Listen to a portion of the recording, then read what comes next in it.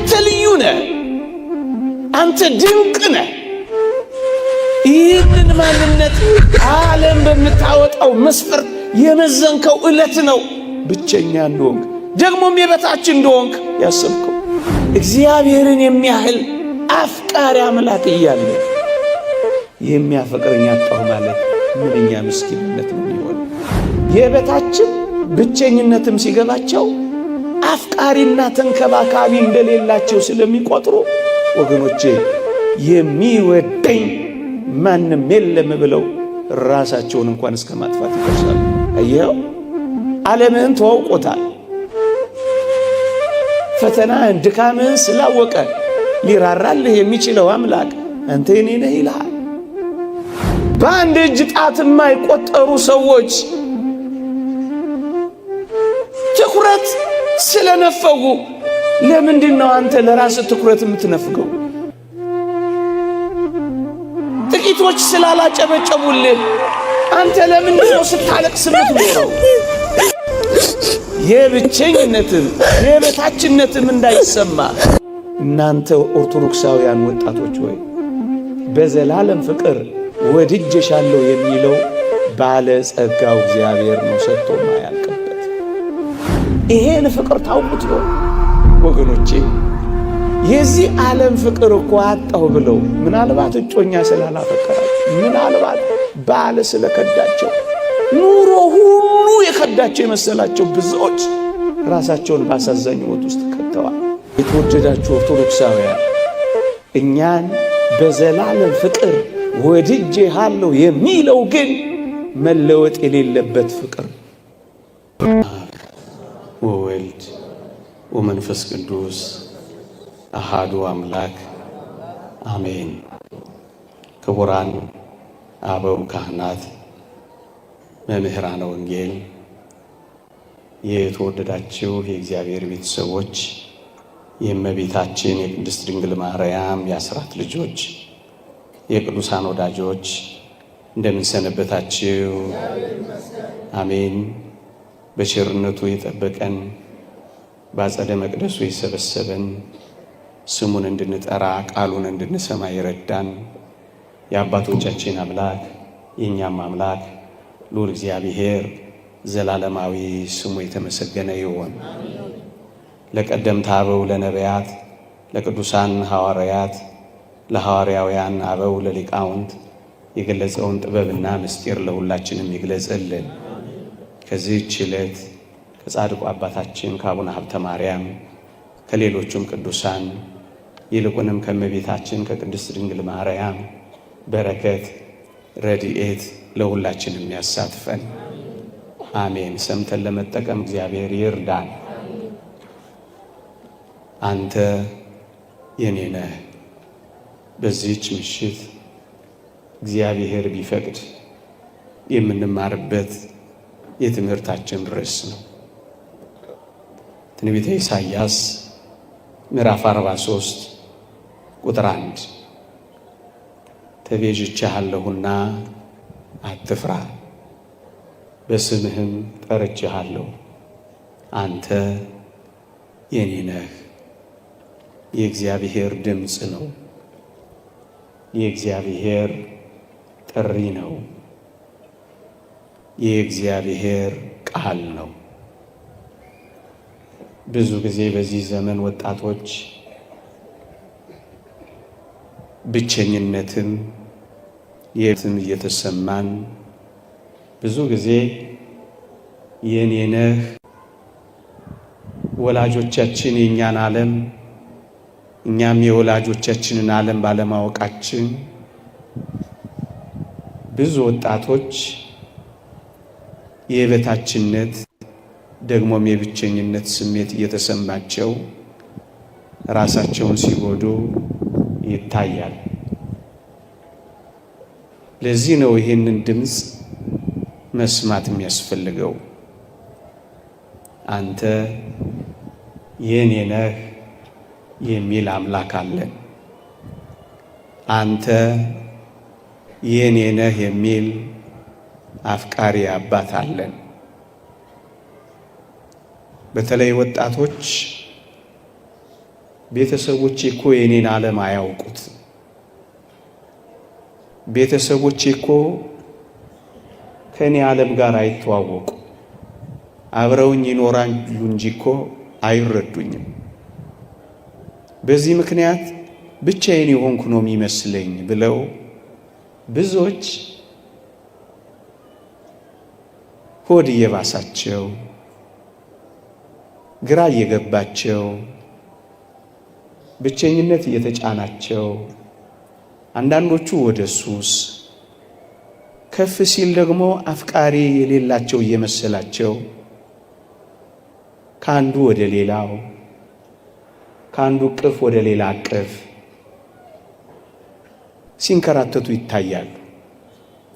እጅግ ከፍ ሲል እነዚህ ነጥቦች ራሳቸውን ይጎዳሉ፣ በራሳቸው ላይ አንዳች ነገር ያደርጋሉ።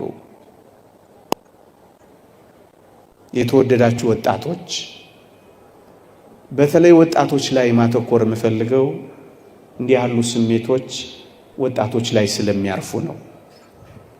ልክ ነው። ወላጆቻችን ምናልባትም ዘመዶቻችን የእናንተን ዓለም ላይተዋወቁት ይችላሉ። ወደ እናንተ ማንነት ላይወርዱ ይችላሉ። የእናንተን ስብዕናና ክህሎት ላያደንቁት ይችላሉ።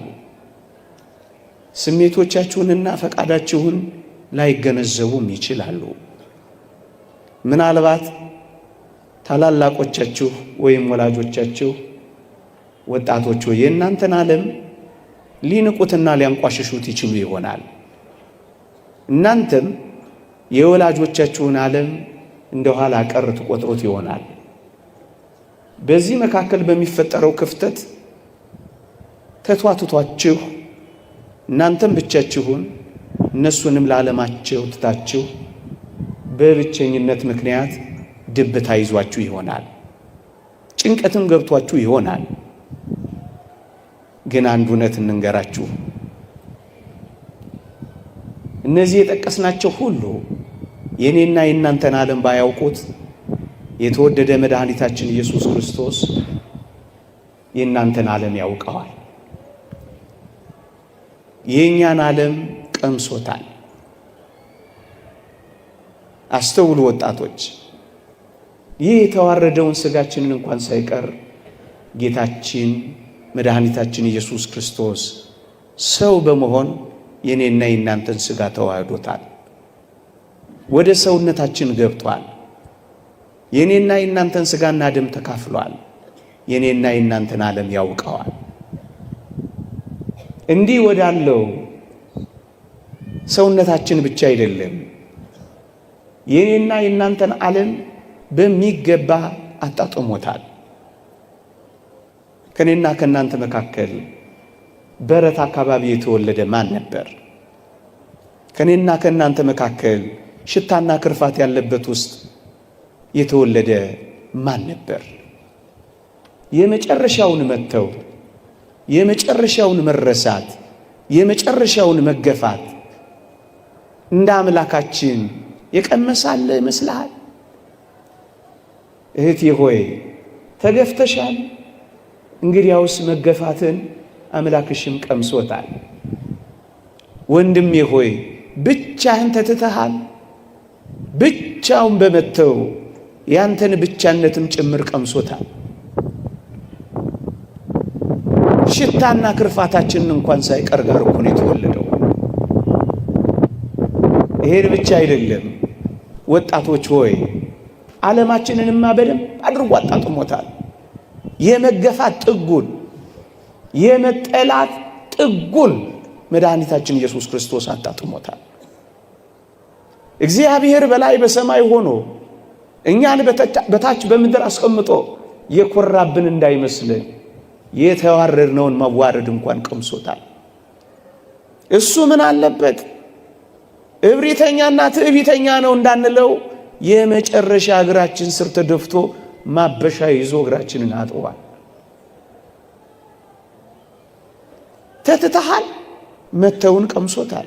ተገፍተሃል፣ ከመገፋትም በላይ ተገፍትሯል። ድሃ ሆኗል፣ የመጨረሻውን ድህነት አጣጥሟል። ዓለማችንንማ በደንብ በሚገባ አጣጥሞታል። እንዴ መቃብራችንን እንኳን ሳይቀር እኮ ቀምሶታል። የመጨረሻው አፈር አይደል? ድንጋያችንን እንኳን ተንተርሶታል። ሞትህን እንኳን ቀምሶታል። ዓለማችንንማ በደንብ በሚገባ ያውቀዋል፣ አጣጥሞታል። ወገኖቼ እግር በእግር ሲኦል እንኳን ሳይቀር ተከትሎሃል። ታዲያ ምንድነው? ልክ ነው። አንዳንዶች ዓለማችንን ላይ ይረዱት፣ አንዳንዶች ስሜታችንና ፈቃዳችንን ዝንባሌያችንን ዋጋ ላይ ሰጡት ይችላሉ። ግን እንዳትረሱ ወጣቶች፣ ስሜታችንንም ፈቃዳችንንም ዝንባሌያችንንም ዓለማችንንም እንኳን የሚያውቀው እግዚአብሔር ነው። በስም ጠርቼሃለሁ አንተ የኔ ነህ የሚልህ። አንዳንዶች ስሜቴን፣ ፈቃዴን፣ ዝንባሌን፣ ድካሜን ሊረዱልኝ እኮ አልቻሉም አካባቢ ላይ ያሉ ሰዎች ብለው ሆድ ይብሳቸዋል። በዚህ ምክንያት ሱሰኞች ይሆናሉ። በዚህ ምክንያት ቁማርተኞች ይሆናሉ። በዚህ ምክንያት ቤታቸውን ይዘጋሉ።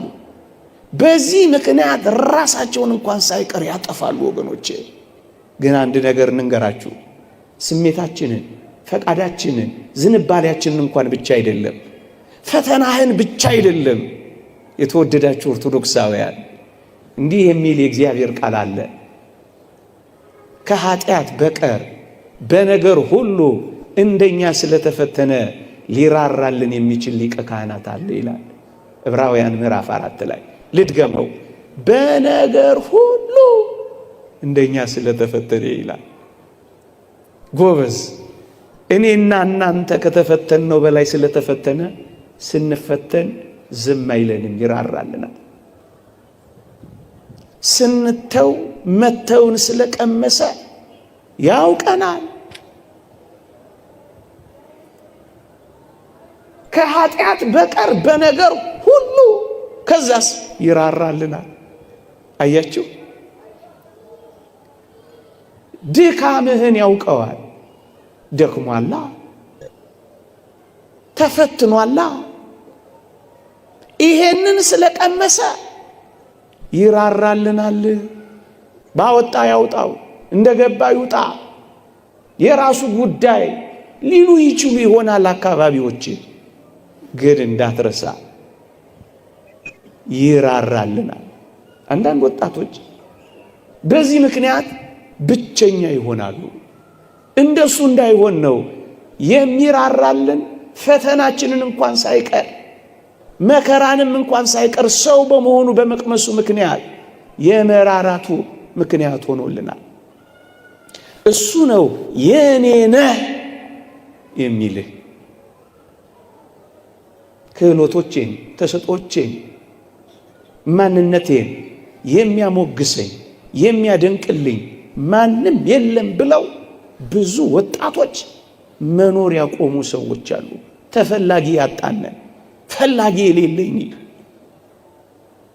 የማንንም ትኩረት ማልስብ ምስኪን ነኝ ብለው ጭርምት ኩርምት ብለው የሚኖሩ ምናልባት ብዙ ወጣቶች ሊኖሩ ይችላሉ።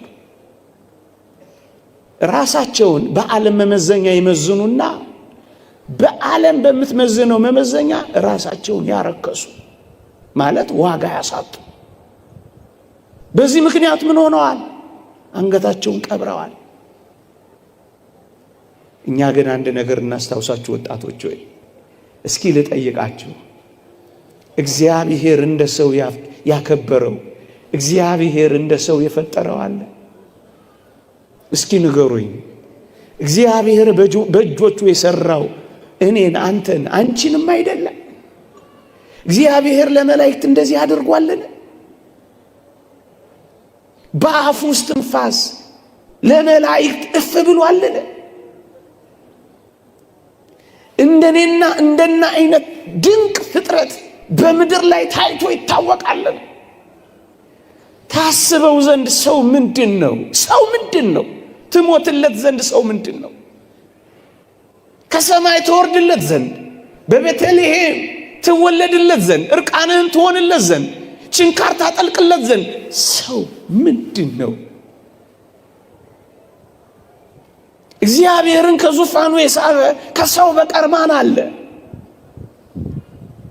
እንዴ በእጆቹ አፈር ዘግኖ ብቻ አይደለም፣ በእጆቹ ትንካር ተክሎ የችንካር ቀለበት አጥልቆ የፈጠረው እንዳንተ ያለ ማን ነው?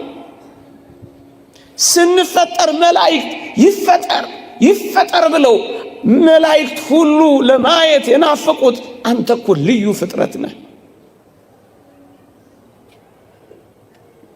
ግሩምና ድንቅ ሆኜ ተፈጥሬያለሁ ያለውን ዝማሬ አታውቀውም? አልሰማህም?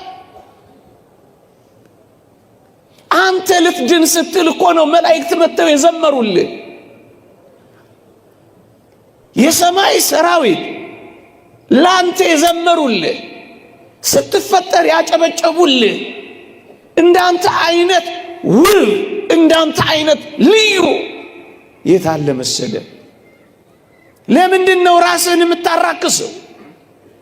በዓለም መመዘኛ ውብ አልሆንክም ብለው ኤክስ ሲያደርጉብህ አሁን ብለህ ለምንድን ነው አንገትህን ዘለስ የምታደርገው? ክህሎቶችን፣ ተሰጦችን፣ ማንነትን፣ ውበትን እንደ እግዚአብሔር ያከበረ አንተም የእግዚአብሔርን ቃል እንዳውም እንደ ሰው እግዚአብሔርን የናቀው የለም።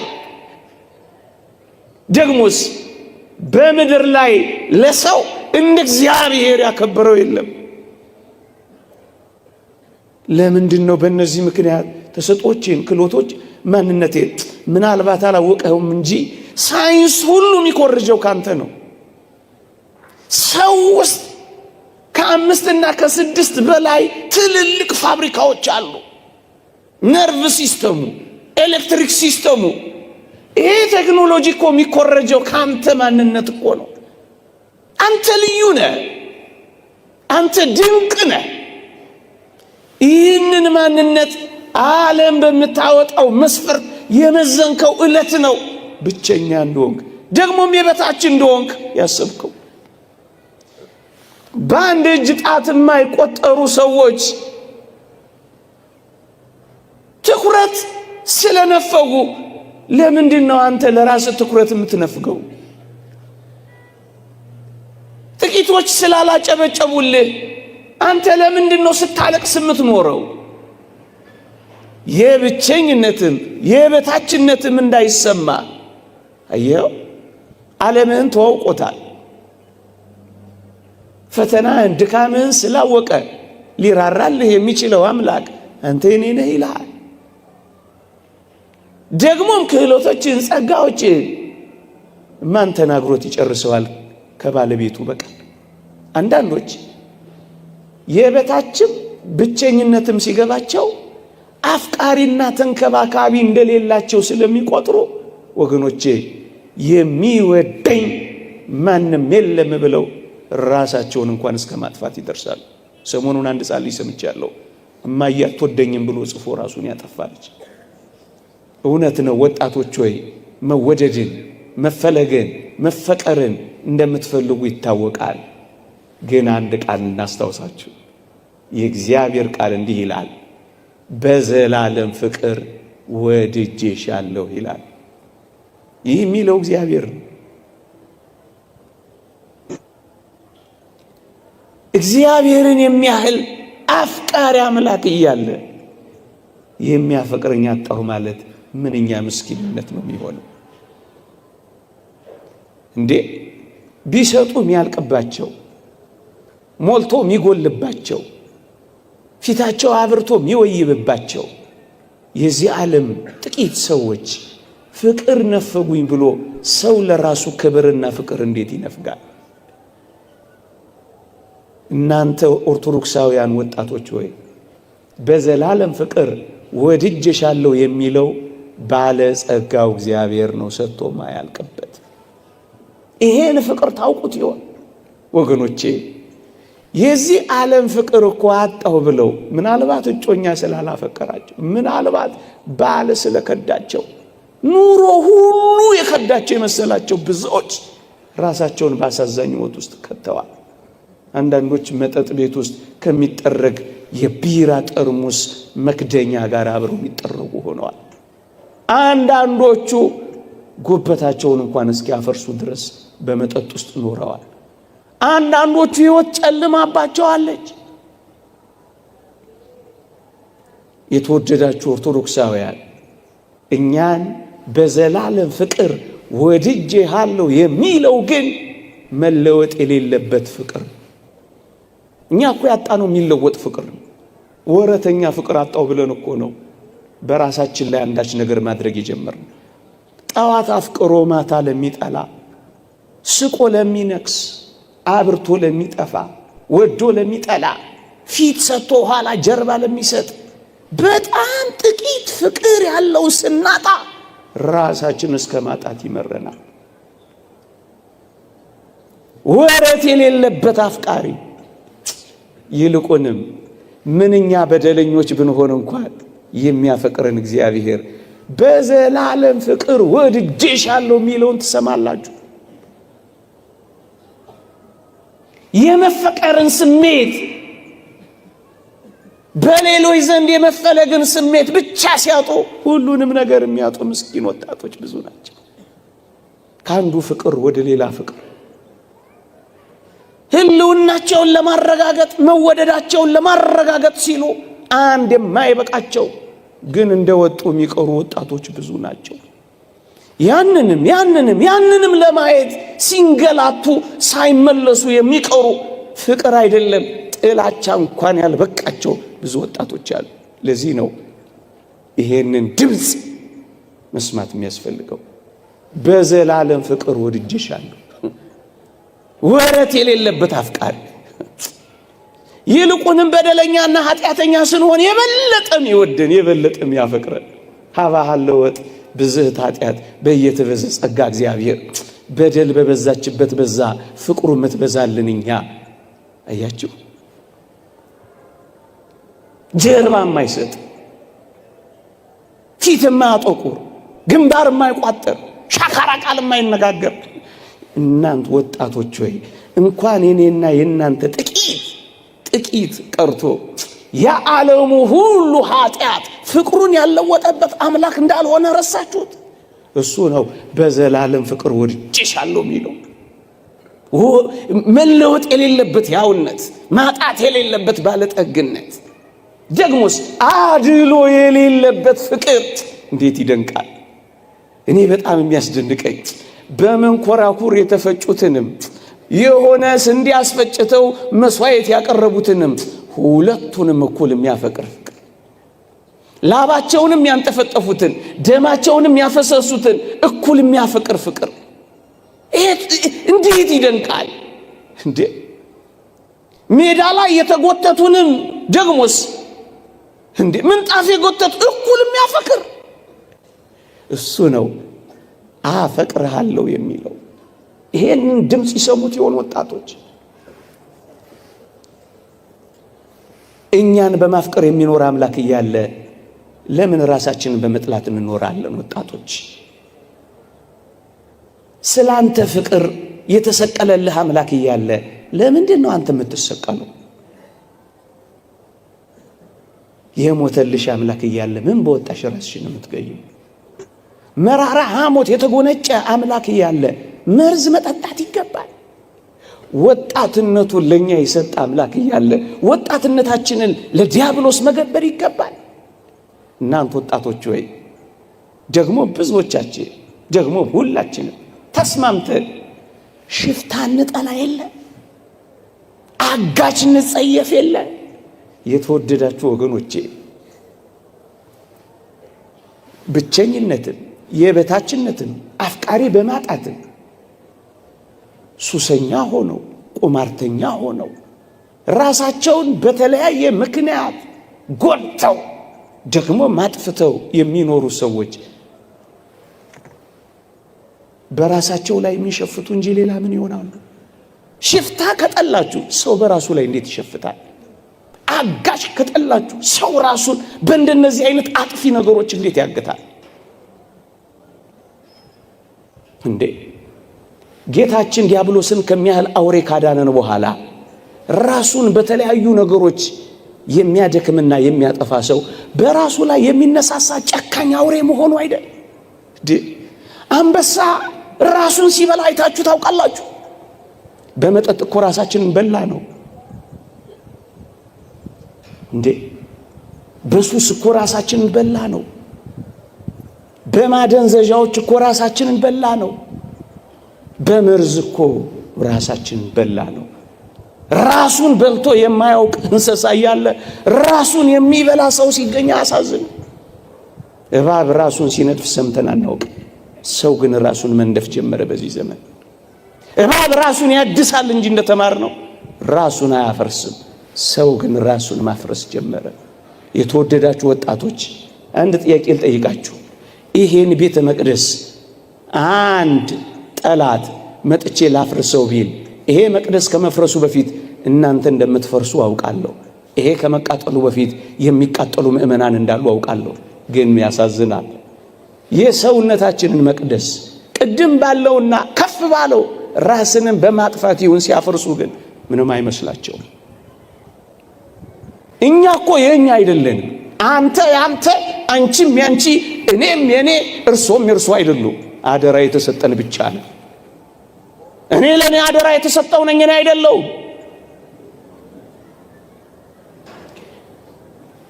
የበታችነትም ብቻነትም አፍቃሪ ማጣትም ተንከባካቢ ማጣትም ጭርምት ኩርምት የሚያደርጋቸው ብዙ ወጣቶች መጨረሻ ላይ የሚሉት ምን እንደሆነ ታውቃላችሁ?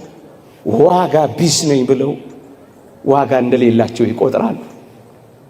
ዋጋቸውን አራክሰው መሬት ይፈጠፍጣሉ። ይህ ዓለም በሚያወጣላቸው ዋጋ ራሳቸውን መመዘን ይጀምራሉ። በዚህ ዓለም ሂሳብ ሲተሳሰቡ ጊዜ ራሳቸውን ዘጭ ያረጋሉ፣ ያረክሳሉ። ለዚህ ዓለም የማልመዝን ከሆንኩ ዋጋ ቢስ ነኝ ብለው ራሳቸውን ደረጃ ውጪዎችና መዳቢዎች አድርገው ያስቀምጣሉ። ዋጋ ቢስማ አይደለም። ዋጋችንን በትክክል መነጋገርማ ይገባል ወገኖቼ። እንዴ አንተ ወጣት ሆይ ዋጋህን ማወቅ ከፈለክ አንገት ላይ አንጠልጥለዋል፣ ደሞም ተነቅሰዋል፣ ወይም ተጠልፈሸዋል ልብስሽ ላይ። የክርስቲያኖች ዋጋ ቀራንዮ ብቻ ነው። የክርስቲያን ዋጋ የክርስቶስ ደም ነው የተገዛንበት። ታዲያ ይሄንን ዋጋ ይወጣብህ በሞቴ ልንገርህ፣ ዓለም እንኳን ቢሸጥ አንተን አያወጣ፣ አንተን አያወጣ። ዋጋችንንም አንወቀው። የሚፎካከረው የሚከራከረው የሚደራደረው የሚወዳደረው የሌለው ዋጋ ገዝቶ ሳለ አንተ በጣም ውድ ነህ። እንኳን በዓለም ውስጥ ያለው ዓለሙ ሁሉ ቢሸጥ አንተን አያወጣም ነው ምንልህ። ለመሸንገል እንዳይመስልህ አፈቀላጤ ሆኜ ነገር ስለተሳካልኝ አገባብቼ በመናገር እንጀትህን ልበላ ወላስብሳ አይደለም። ከምናገረው በላይ ነው ይሄ እውነት። የምንነግራችሁ ያንሳል፣ እንደውም አይደራረስም። ውድ ነህ አንተ። ዋጋህን አትፈጥፍጠው። ይህን ቢል ጌትስ ሀብት ቢሰበሰብ አንተን አያወጣም። አንተ ግን ለዚህ ተንበርካኪ ሆንክ። ዋጋ ውድ ነው። የእግዚአብሔር ቃል እንዲህ ይላል፣ የሙሴን ሕግ የናቀ 2 ወይም 3 ሰው ቢመሰክሩበት ያለ ርኅራኄ ይሞታል ይልና የክርስቶስን ደም የረገጠ ቅዱሱንም መንፈስ ያክፋፋ እንዴት የሚብስ ቅጣት የሚገባው ይመስላችኋል ይላል። የወጣብህን ዋጋ አታርክሰው። ዋጋ ቢስ ነኝ እንዴት ትላለህ? ዋጋህን ማወቀው። ዋጋ ውድ ነው። ከእንቁ ከኤመራል አሉ ከሚባሉት ምንም ዋጋ አንተን አይመዝንም። ምክንያቱም ሰማይ ነው ምድር የመጣው አምላክ ነው ዋጋ የከፈለልህ። መጀመሪያ ፈጠረ፣ ከዛ በደሙ ገዛ። በዋጋ ተገዝታችኋልና የራሳችሁ አይደላችሁም። ዋጋህን አየኸው? ዋጋ ወጥቶባል እንዴ? በዚህ ዓለም ላይ እኮ ዋጋ የወጣባቸው ነገሮች እኮ ናቸው በጣም ውድ። ብርቱ ዋጋ ከወጣቸው በጣም ይወደዳሉ። ብርቱ ዋጋ ስለወጣብህ በጣም ልትወደው ነው የሚገባው። በጣም እንዴት ራስህን ትጠለዋለህ? ውድ ነህ አንተ፣ በጣም ውድ ነህ። ይሄንን ስላላወቅነው ነው ብዙ ጊዜ እየተቸገርን ያለነው ወገኖች። አንዳንድ ወጣቶች በዙሪያቸው ያሉ ጥቂት ሰዎች ፊት ስለነሷቸው፣ ፍቅር ስላልሰጧቸው፣ እንክብካቤ ስለነፈጓቸው፣ ትኩረት ስለሌላቸው፣ ስላላጨበጨቡላቸው፣ ቀይ ምንጣፍ ብቻ ብዙ ነገር። ዓለም አይወደኝም፣ ዓለም እኮ ጠልቶኛል ብለው ራሳቸውን ይጠላሉ። ሰው ዋጋ ስላልሰጣቸው የራሳቸውንም ዋጋ ማሳነስ ይጀምራሉ። የምራንት ወጣቶች እስኪ እንነጋገር እኮ የትኛው ዓለምን የጠላህ አንተ? በአንድ እጅ ጣት የማይሞላ ቁጥር ያለው ሰው ዓለምህን ሁሉ ያጨልምብሃል። ዓለምን የምትመዝነው ምናልባት በጮኛ፣ ምናልባት በጓደኛ፣ ወይ ምናልባት በቤተሰብ ብቻ ነው አይደለም። ዓለም ይሄ አይደለም። ይሄማ በጣም ጥቂቱ ነው። እኔ ግን ሌላ ዓለም ላሳየ። ምን አይነት ዓለም? አንተን የሚወድ ሌላ ዓለም፣ ባንተ ላይ ትኩረቱን ያደረገ የሚናፍቅህ ሌላ ዓለም አለ። የተወደዳችሁ ኦርቶዶክሳውያን፣ ይሄ የሚታየው ዓለም ያጠቃላዩ ዓለም 20% አይሞላም ይላል አንድ ሊቅ። የማይታየውስ ዓለም 80% አይታየም። እየሰማችሁኝ ነው? በምታየው ጥቂት ነገር ቅስምህ አይሰበር። በምታየው ጥቂት አለማፍቀር ራስህን አታጥፋ፣ ሕይወትህንም አታጨልም። የማይታየኝ የሚፈልገኝና የሚወደኝ 80% ዓለም ያለኝ ነኝ እኔ። ምን የእግዚአብሔር ቃል በግልጽ ይናገራል። ወደ አእላፋት መላእክት ደርሳችኋል ይላል። አእላፋት መላእክት እኛን ይወዱናል። አእላፋት መላእክት እኛን ይናፍቁናል። አእላፋት መላእክት እኛን ይጠብቁናል። አብረናቸው እንድንዘምር፣ አብረናቸው እንድንኖር። እኛ አየህ የማይታየው ሌላ ዓለም የቱ? የመላእክት ዓለም ይሁን። የታላላቅ ወንድሞችህ ዓለም አለ። ማር ይስሐቅ እንደተናገረው ታላላቅ ወንድሞቻችን ናቸው። እንዴ አንተ ያየኸው እኮ ጥቂት ዓለሙን ነው እና በሱ ትከፋለህ። ዓለም ጠልቶኛል ትላለህ። የወንድሞቻችን ከሳሽ ተጥሏል ተብሎ የተነገረው ወንድሞቻችን አሉ፣ ይወዱሃል። ይሄን ደግሞ ላሳየህ። በአንድ ንስሐ መግባት በሰማይ ታላቅ ደስታ ይሆናል ይላል አይደል? አንተ ወደዚህ ስትመጣ የሚዘምር የወንድሞች ጉባኤ በሰማይ አለ። ታዲያ ለምንድን ነው ጥቂት ቁጥር እጅ እያየህ ተስፋ የምትቆርጠው፣ ራስን የምታጠፈው፣ ጭር የምትኩርምት የምትለው፣ ፊትን በማዲያት የምትጠብሰው፣ ጉበትህን ደግሞ በመጠጥ የምታፈርሰው፣ ደግሞም ገመድ አንጠልጥለህ የምትሞተው? ምን በወጣ ሌላ ስልንገራችሁ ናው ምኑ ዝርዝሬ እነዚህን 80% ልግለጽላችሁ። በገነት ያሉ አጸደ ነፍሳት፣ በብሔረ ሕያዋን ያሉ፣ በብሔረ ብፁዓን ያሉ፣ ከገጸ መሬት የተለዩ ግሁሳን፣ ደግሞ በገጸ መሬት ውስጥ ያሉ ስውራን። ኧረ ስንቱ 80% አለ ስላችሁ ማረጋገጥ ትችላላችሁ። ታዲያ የትኛው ዓለምን የጠላህ አንተ? ማን ሌላ ዓለም ይሄንን ዓለም በደንብ ላሳያችሁ። ንዑድ ክቡር የሚሆን ሐዋርያ ጳውሎስ በረከቱ ትደርብንና እንዲህ አለ፣ ክርስቶስ በእናንተ ውስጥ እስኪሳል ድረስ ዳግመኛ ስለ እናንተ ምጥ ይዞኛል ይላል። ምጥ የሚያዝ ወንድም አለ ከፈለክ አንተን በመናፈቅ ምጥ የሚያዝ የሚጨነቅልኛ ይሄው ከአልዋሪቆን እስከ ደማስቆ ከተንከራተተው ከሐዋርያው በላይ ስላንተ የሚጨነቅ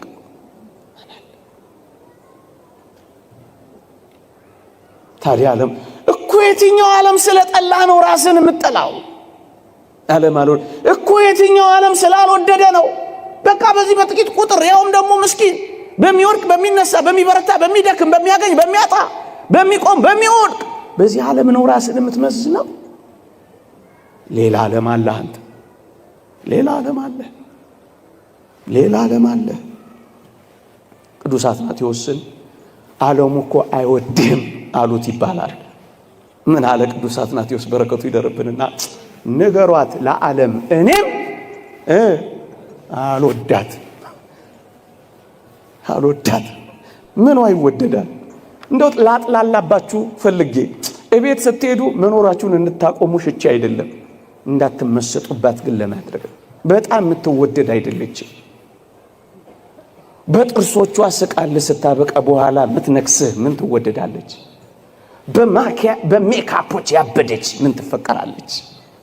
የውሸት ጌጣጌጥ ይዛ የምታማልልህ ምን ያጣብቃል ከሷ ጋር? ለምን እንደሚሰማ ለምን እንደሚያምህ ታውቃለህ?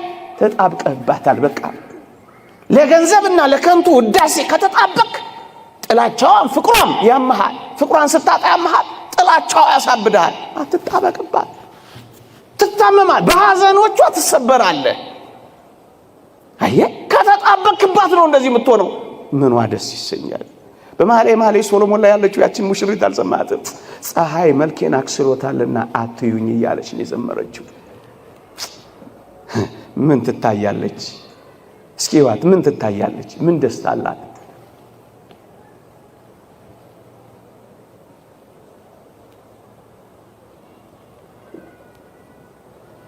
ዋጋ ቢስ ነኝ ያሉ ወጣቶች ነው እንደዚህ የሚሆኑት። የተወደዳችሁ ኦርቶዶክሳውያን፣ አንተ የኔ ነህ የሚል አምላክ ደግሞስ በስምህ የሚጠራ ደግሞስ በዘላለም ፍቅር ወድጄሃለሁ የሚልህ ደግሞስ እንዲህ ወዳለው ከፍታና ዋጋ ካደረሰ በኋላ ያለ መወደድ ስሜት ያለ መፈለግ ስሜት እንዴት ሊሰማ ይችላል? ይህ ሰውዬ ዝም ብሎ ነው እንደሚያወራው? መከራችንን አያውቀው? ፈተናችንን ሳይረዳው? መከራችንን ፈተናችንን ከዚህ ከሚሰብከው ሰውዬ የተሰወረ ነው። ምን ነው ባይጨልምብን እንዲህ እየኖርን ልትሉኝ ትችላላችሁ። አውቀዋለሁ፣ እየኖርኩበት አይደል እንዴ? እረዳዋለሁ። ታዲያስ እንደዚህ ባንል ይፈረድብናል ልትሉ ትችላላችሁ። ወጣቶች ሆይ መከራችሁም ፈተናችሁም ክርስቲያን እንደመሆን ወይም ክርስቲያን እንደሆናችሁ እንድትቀበሉት ይልቁንም በራሳችሁ ላይ በመከራም ይሁን በፈተና አንዳች ነገር እንዳታደርጉ የሚረዳችሁን ጥቂት ነገር እንጠቁማችሁ። መከራ አለብህን? እንግዲያውስ መከራህን ከአምላክህ ጋር አብረህ ተቀበለው። እንግዲያውስ መከራሽን የክብር በርሽ አድርጊው። አብረን መከራ ብንቀበል አብረን ደግሞ እንከብራለን፣ አብረን ደግሞ እንወርሳለን ይላል እግዚአብሔር። አብረን የቱንም መከራ ክርስቲያን እንደመሆናችን ስንቀበል በምስጋና ከተቀበልነው፣ ያለ ማጉረምረም ካሳለፍነው፣ ይልቁንም ደግሞ መንፈሳዊ ሕይወታችንን አበርትተን በደስታ ወደ መቀበል ስንመጣ አንድ ነገር እንዳትረሱ። የተወደደ መድኃኒታችን ከራሱ መከራ ከመስቀሉ መከራ ጋር ይቆጥረልናል። አብረን እንድንከብር አብረነው መከራ ብንቀበል ይላላ ይቆጥረዋል። እዩ፣ የኔና የእናንተን እንቅልፋምነት በቅዱሳን ትጋት፣ የኔና የእናንተን ንፉግነት በቅዱሳን ጥሪት አልቦነት ዋጋ አድርጎ ከተቀበለው የኔና የእናንተን መከራ ከራሱ መከራ ጋርም ጭምር ይቀበለዋል፣ ይቆጥረዋል። እንዲህ ይላል ቅዱስ ጳውሎስ፣ ላንብብላችሁ በሞቴ እንዲህ ይላል፣ ከክርስቶስ ጋር ተሰቅያለሁና እኔም አሁን ሕያው ሆኜ አልኖርም፣ ክርስቶስ ግን በእኔ ይኖራል። አሁንም በሥጋ በምኖርበት ኑሮ በወደደኝና ስለ እኔ ራሱን በሰጠው በእግዚአብሔር ልጅ ላይ ባለ እምነት የምኖረው ኑሮ ነው ይላል። ከክርስቶስ ጋር ተሰቅያለሁና አብረኸው ተቸንከራ። መከራ ስትቀበል አብረኸው፣ ስታመሰግን አብረኸው፣ ደስ ሲልህ አብረኸው፣ ስትጎሳቆል አብረኸው ወደ መስቀሉ ትወጣለህ። አብረው መስቀሉን የምትሸከም ትሆናለህ። አብረው ከክርስቶስ ጋር ተሰቅያለሁና በቃ እኔ አሁን በዚህ ምድር ላይ የምኖረው ለራሴ አይደለም በሞተልኝ ነው። እናንተ ወጣቶች እስኪ ለእናቴ ልኖርላት ትሉ የለ? እስኪ ደግሞ ጥቂት ለጌታችሁ መኖር ልመዱ። ለአባቴ ልኖርለት ትሉ የለ? ለዘላለም አባታችሁ መኖር እስኪ ልመዱ። አሁን የምኖረው ኑሮ በወደደኝና ራሱን ለኔ አሳልፎ በሰጠው በክርስቶስ ላይ ባለኝ እምነት ነው ምኖረው። ምን ብያለሁ? አብሬው ሞቻለሁ፣ አብሬው ተሰቅያለሁ። አንዳንዴ ሰይጣን በጆሮአችን እየመጣ ራስን ጥላ ሊልህ ቢችል አንተ ወጣት ሆይ ከኔ በላይ እኔን የሚወደኝ አምላክ አለ ብለህ አታሳፍረውም ሰይጣን? አንዳንዴ ሞት የሚል ድምፅ ሲያሰማ ከክርስቶስ ጋር ሕያው ሆናለሁ ለምን ብቻዬን እሞታለሁ አትለው? አንዳንዴ ተሰቀል ይላል። ብቻዬን ተሰቅዬ ምን አመጣለሁ? ከአምላኬ ጋር እሰቀላለሁ እንጂ መከራውን አብሬ እካፈላለሁ እንጂ ክርስቲያን እንደመሆኔ በልዩ ልዩ ፈተና ስፈተን ደስ ወደሚሰኝ ጥልቅ መንፈሳዊ ሕይወት ገባለሁ። አብሬው ከፍላለሁ እንጂ ብቻዬን ምን አረጋለሁ? ለምንድነው እንጨት አንጠልጥዬ የምሰቀለው? ክርስቲያን በመሆኔ እሰቀላለሁ እንጂ ስጋን ከክፉ መሻቱና ምኞቱ ጋር እሰቅላለሁ እንጂ እኔ ምን በወጣኝ የምሰቀለው አትለው? ጥፋ ወይም አጥፋ ሊል ይችላል። ከክርስቶስ ጋር እኖራለሁ ብላ አታሳፍረው። መከራን እንደዚህ ካሳለፍከው ራስን አትጎዳም። ይሄን የምናገረው ለምን እንደሆነ ታውቃላችሁ? ምን ሆኖ ነው እንደዚህ የሚያወራው ልትሉኝ ትችላላችሁ። አላውቅም። ብዙ ነገር ከዚህ እኛ ከምንኖርበት ጀርባ ያለ አንድ ትልቅ ሰፈር የዛሬ 2 ወር በአንድ ሳምንት ውስጥ 6 ነው 8 ልጆች ናቸው ራሳቸውን ያጠፉት። እንደውም 2 ጓደኛ ማቾች አርሰናልም ስንሄድ አብረን፣ ጌምም ስንጫወት አብረን፣ ስቴዲየምም ስንሄድ አብረን፣ ፕሪሚየር ሊግም ስናይ አብረን። እንዴት ብቻህን ትሞታለህ ብሎ ጓደኛው አብሮ ተከተሉ። ምንድነው እንደዚህ ሆነው? ወላጆች ወይ ልጆቻችሁን አታውቋቸው? ዓለማቸውን አትረዱት? አንዳንዱ የትምህርት ዓለሙ ሲጨልምበት ህይወቱን ሁሉ ያጨልማል። ምስኪን ነው። አንድ ሳብጀክት ኤፍ አመጣህ ማለት ምናልባት ቀኑን ሊደብር ይችላል እንጂ ዘመንን ሁሉ ሊደብረው ይችላል።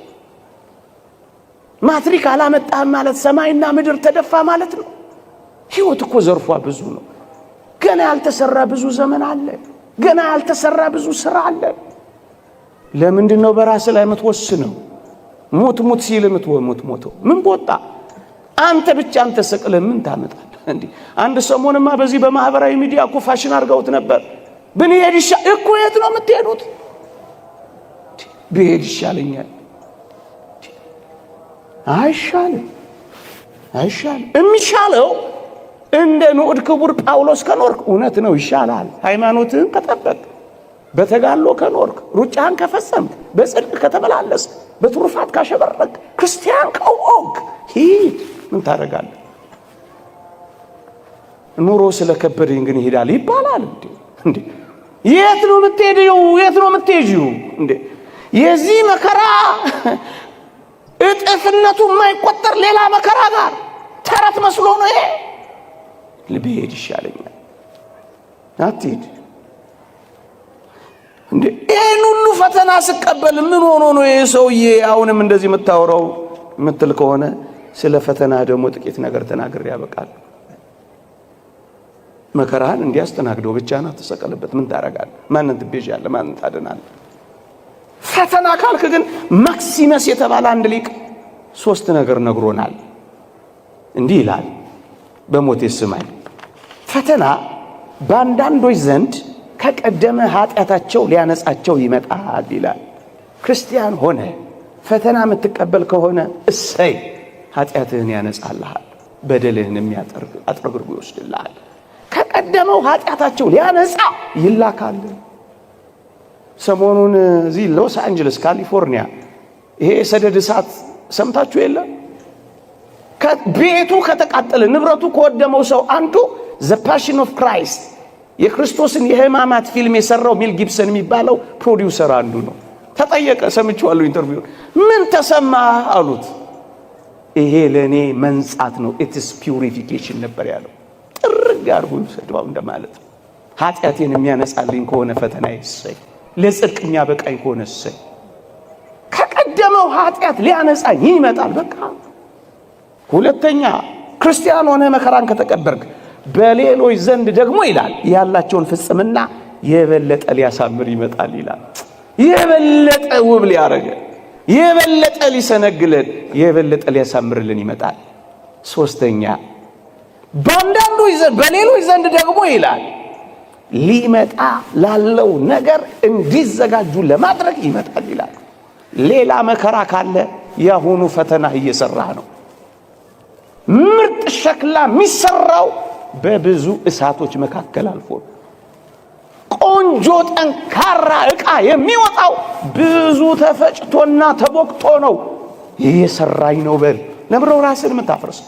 ለምንድነው ራስን የምትገለው? ለምንድነው ሱሰኛ የምትሆነው? ለምንድነው ቁማርተኛ የምትሆነው? ለምንድነው ጭርምት ኩርምት ብለህ ሕይወት እንደጨለመችብህ የምታስበው? ደግሞስ አንድ ምስጢር ልንገራችሁ።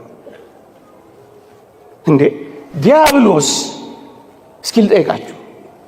መጀመሪያ ሌባ ልጠይቃችሁ። አንድ ሌባ ቤት ሰርስሮ ግድግዳ ጥሶ ግንብ ደርምሶ ጉድጓድ ቆፍሮ ቤት ውስጥ ገብቶ የሚሰርቀው ባዶ ቤትን ነው ወይስ ሀብት የሞላበትን ቤት ነውም? አይደለም።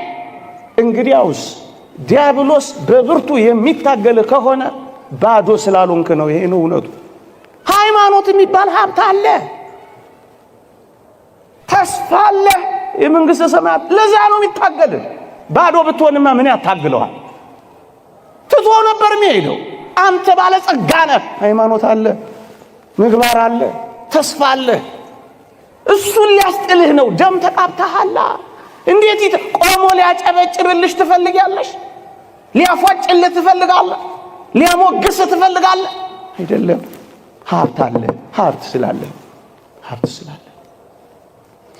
ሶስተኛ የተማሪዎች እውነት የሚገለጠው በፈተና እንደሆነ ክርስቲያን የመሆናችን እምነት የአምልኳችን ጽናት የሚለካው አንዳንዴ እንዲህ ባሉ ፈተናዎች ሆነ ይከተለኛል። እዛ ማቴዎስ ወንጌል ምዕራፍ 8 ላይ ምንድነው የሚለው? አስደናቂ ቃል አለ እኮ። ወደ ማዶ እንዲሻገሩ አዘዛቸው ይላል። የብሱን ሲከተሉት ነበር። አሁንስ የብሱን የተከተሉትን ያውቃቸዋል። አሁንስ በወጀብና በአውሎቹ መካከል ከኔ ጋር የሚሄዱትን ልወቃቸው ብሎ እኮ ነው ወደ ማዶ እንዲሻገሩ ያዘዛቸው። የብሱን ተከትለው ይሆናል ማይበሉና ወጀብ ውስጥ አብረህ ትገባለህ። እሱን መለካት አለበት። ዝም በሚልበት ጊዜ ትከተለዋለህ። እሱን ማየት አለበት። የምትወርድ የምትሳፈር የምትቀሰቅስ የምታንኮራፋ መሆን በምን ይገለጣል? ሶስተኛ አራተኛ ፈተናው የሚመጣብን ትኩረታችን የተወደዳችሁ ኦርቶዶክሳውያን እግዚአብሔር ሳይመጣ እንደማይቀር ሳይሆን ቀኑ ላይ ነው ትኩረታችን። ለዚህ እኮ ነው የምንፈተነው። መቼ ነው የሚመጣው? መቼ ነው የሚሆነው? መቼ ነው ስለምንል እኮ ነው። እግዚአብሔር ግን ሳይመጣ አይቀርም ካላችሁ ግን ትረጋጋላችሁ።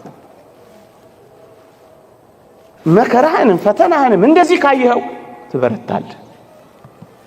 አንድ ሁለት ሶስት ነገር ተናግሬ ብቻ በቃል። በተለይ ቅድም እንዳልኳችሁ በመጠጣት ተስፋ ቆርጠው ራሳቸውን ለሚያፈርሱ ብሔር ነው የሚሻለው እያሉ በተለያየ መንገድ ራሳቸውን ለሚያጠፉ ሰዎች ጥቂት ምክሮችን ለመሰንዘር ያክል። አንደኛ እንዲህ በማድረጋችን ምን እንደሚሆን ታውቃላችሁ? በእግዚአብሔር ፍቅር ላይ ያለንን መተማመን ክደናል ማለት ነው። በዘላለም ፍቅር ወድጄሻለሁ የሚለውን አላመንም ማለት ነው። ሁለተኛ እግዚአብሔር ለኛ ያለውን ትኩረትና ጥበቃ ንቀናል ማለት ነው። ሶስተኛ እና በጣም የሚደንቀው ከሞት በኋላ ያለውን ሕይወት አላመንም ወይም ክደነዋል ወይም ረስተነዋል ማለት ነው። የተወደዳችሁ ኦርቶዶክሳውያን አሁን እየደረሰብን ያለው ችግር፣ አሁን ያለንበት ሁኔታና ስሜት ምንም መፍቻ የሌለው ከእግዚአብሔር በላይ ሆኖብሃል ማለት ነው። እንዳልዘረዝረው ጊዜ ያጥረብኛል። ከእግዚአብሔር በላይ ታደርገዋለህ አንተን ችግር። ምን ችግር እግዚአብሔርን አንቅቶት ያውቃል? እስኪ ንገረኝ። ምንም ፈቅዶት ወዶት ለጽድቅ ካላደረገው በቀር ላንተ የሚያቅት የለም ተብሎ ተጽፏል። ደግሞስ ለዚህ ኑሮ ካልተገባሁማ የዘላለሙ ይቅርብኝ ማለት እንደሆነ ታውቃለህ። እንዴት ያሳዝናል! ይሄ ደግሞ ኑሮ ማለት ይሄ ብቻ ነው። ዓለም ማለት ይሄ ነው። እሱ ነው እኮ የሚያስጨንቀው። ስራን ማጣትህ ራስን ያሳጣሃል። በቃ የዕለት ጉርስ የዓመት ልብስ ከሰጠህ በቃ ደግሞ ይሄን አይነፍቅም እግዚአብሔር በአንድም በሌላ አሳይቶናል።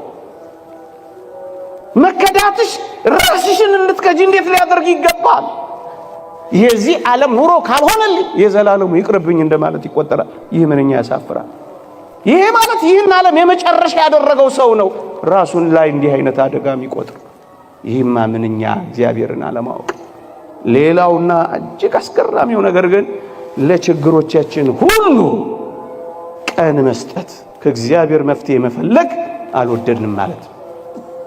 ስለዚህ ወዲያው ራሳችን ላይ እርምጃ እንወስዳለን። እንዲህ እንዳይሆን እኔ አስታውሳለሁ ልጅ እያለሁ HIV ኤድስ የሚባል በሽታ በዓለማችን ላይ ተሰራጭቶ ነበር። በጣም ልጅ እያለሁ እጅግ የሚያማምሩና የሚያሳሱ ቆነጃጅን ብርቱ የሆኑ ጎበዛዝት ወዲያው በበሽታው ሲያዙ አስታውሳለሁ። በርካታ ልጆች በአንድ መንደር ውስጥ ራሳቸውን ያጠፉ ጀመር። ግን ከጥቂት ጊዜ በኋላ ምን እንዳስተዋልኩ ታውቃላችሁ? ከበሽታው ጋር የሚኖሩ ግንስ በጣም ተስማምቷቸው የሚኖሩ ሰዎች አሁን አሉ። ወልደው ከብደው ድረው አሁን በመካከላችን የሚኖሩ አሉ። ለምን? የመጨረሻ ላደረጉ ችግርን ለምን የመጨረሻ ታደርገዋል? ጊዜ መስጠት፣ መታገስ። ለምን ትቁረጠነጣላችሁ ወጣቶች? አሁን ካልሆነ ብላችሁ ሰማይ እንደተደፋባችሁ ለምን ትቆጥራላችሁ? እንደውም እኔ እሰማለሁ፣ አነባለሁ በሽታው ከሰውነታቸው ጨርሶ የወጣ የጠፋ ሰዎች ሁሉ አሉ። አያ ቀን ስጡ፣ ለእግዚአብሔር እድል ስጡ። እኔን የሚፈርድ ጌታ ነው። ቀኑ ሳይደርስ አንዳች አትፍረዱ ይላል ቅዱስ ጳውሎስ። በራሳችሁ ላይ ማንፈራጭ አረጋችሁ። ችግርህን ለአንዴና ለመጨረሻ ጊዜ የሚያጠፋልህ ሞት መስሎ ከሆነ ውሸት ነው። በጣም ተታለሃል። በጣም ራስን ማጥፋት የሚያጠፋው ችግርን ሳይሆን የሚያጠፋው ህልውናህን እንደሚያጠፋ፣ ከዛ ከፍ ብሎስ የእግዚአብሔርን ሐልወት በልብ ውስጥ ያለውን እንደሚያጠፋ ግን እንዳትረሳ። ታላቅ ኃጢአት የሚሆነው ይህንን ነው። የእግዚአብሔር ምሕረትና ይቅርታ ለኛ ያደረገውን ፍቅርና ትኩረት ያጠፋ ሰው ነው ራሱን የሚያጠፋ። ራስን ማጥፋት ትንሽ ችግር ለመፍታት ትልቅ ችግር መፍጠር ማለት እንደሆነ ግን ተረዱት። ለጊዜያዊ ችግር ውስብስብና የማይፈታ ችግር መፍጠር ነው። ለሚቀለበስ ችግር የማይቀለበስ መፍትሄ መስጠት ነው። ይህ ምንኛ ያሳዝናል። መጨረሻ የእግዚአብሔር ቃል እንዲህ ይላል፣ እምነት፣ ፍቅር፣ ተስፋ እነዚህ ሶስቱ ጸንተው ይኖራሉ። ፍቅር ግን ይበልጣል ከሁሉ።